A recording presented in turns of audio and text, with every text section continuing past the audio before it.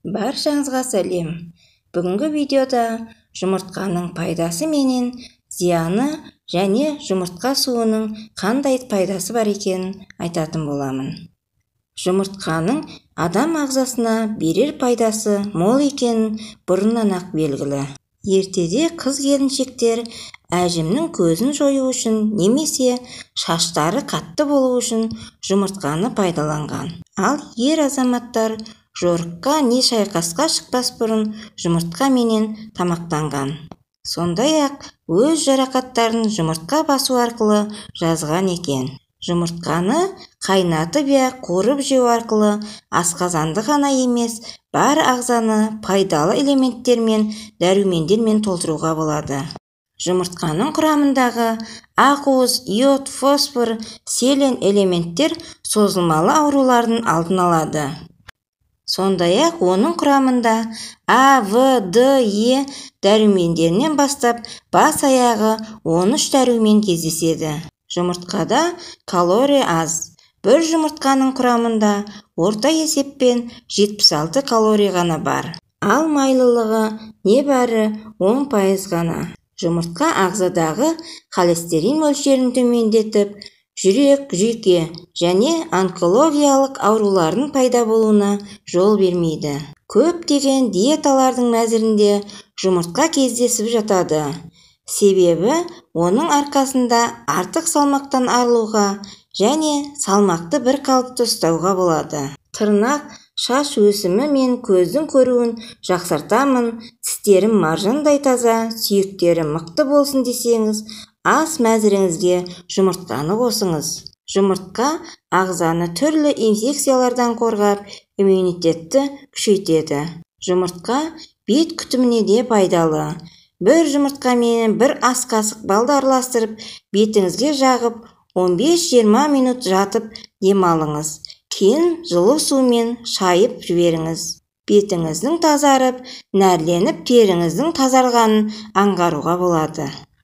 Жұмыртқаның сарысын шашыңызға жағып, 1-1,5 сағаттан кейін жылы сумен жуып жіберіңіз.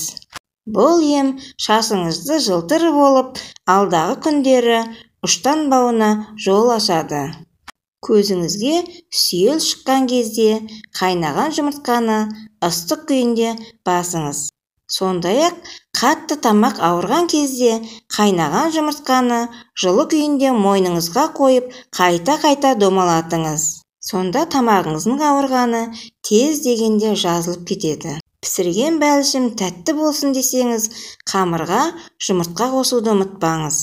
Сондай-ақ бәліш алтындай жарқырап тұру үшін оны пешке салмас бұрын үстін жұмыртқаның сарысымен бір майлап шығыңыз. Сонымен қатар жұмыртқаны тұтынғанда ескертетін бірнеше дүние бар.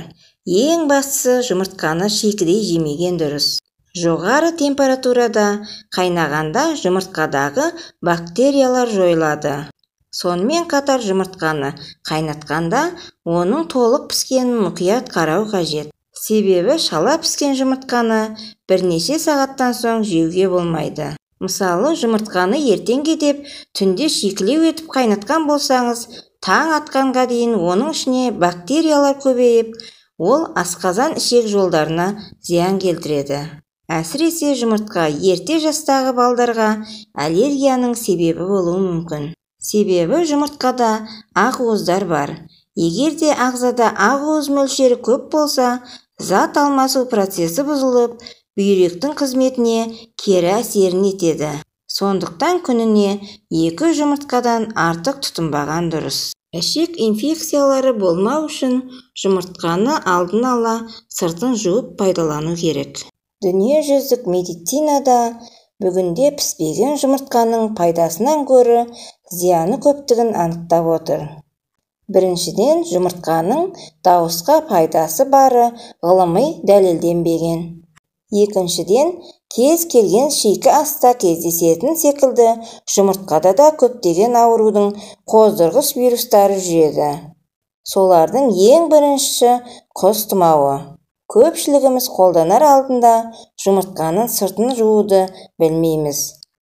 Ал барлық вирус сол сыртқы қабыршығында болады екен. Әсіресе жасы шамасы 40-тан асқандар, қант диабетімен ауыратындар мен жүрек, бауыр ауруы бар адамдардың жұмыртқаны аса сақтықпен жегендері жөн. Жұмыртқаны қайнатып, пісіріп алғаннан кейін, одан қалған ыстық суды төге салатын әдетіміз бар. Кейде тіпті ол судан жиркеніп кететін кездеріміз де болады. Бірақ бәрі бекер. Ол судың да пайдасы барын бірі білсе, бірі білмейді. Мәселе мынада: жұмыртқаның қабығы іштегі қоймалжың затты езілген балапанды қаптап жатқан жай қабыршық емес. Балапан үшін жатыр орны, тамақтану мен азықтанудың көзі. Жұмыртқаның қабығында дәрумен мен қоректік заттар көп болады. Балапан өсіп жетілуі үшін содан қорек етіп отырады. Ал жұмыртқаның қабығы неге бай десеңіз, фосфор, калий, азот, темір, магний, күкірт сынды пайдалы минералдарға бай. Нақтырақ айтсақ, жұмыртқаның қабығының 90%-ын кальций карбонаты алып жатыр. Енді түсінген боларсыз, етті асып сорпасын ішкен сынды жұмыртқаны да қайнатып, ыстық суында тәуір іске қолдануға болады. Әсіресе тыңайтқыш зат ретінде қолдануға әбден болады. Үйде гүл өсірсеңіз, аулаңызда бау-бақша болса, жұмыртқадан қалған суды құбырға төге салмай, сонда апарып құйыңыз, одан да гүліңіз жайқалып өсе келеді. Ең алдымен гүлге құйыңыз. Гүлге кальций жетіспей жатқанын сабағы мен жапырағына қарап білесіз. Сарғайып сабағы құрғап тұруы мүмкін. Одан басқа қызанақ пен баклажан, асқабақ пен қауын қарбыздың түбіне құйыңыз. Алма ағаш пен шие, қарақат пен таңқурай да кальцийді жақсы көреді. Сіздерге осы видео пайдалы болса, каналға тіркеліп, лайк басып, комментария жазуды ұмытпаңыздар. Баршаңызға рахмет.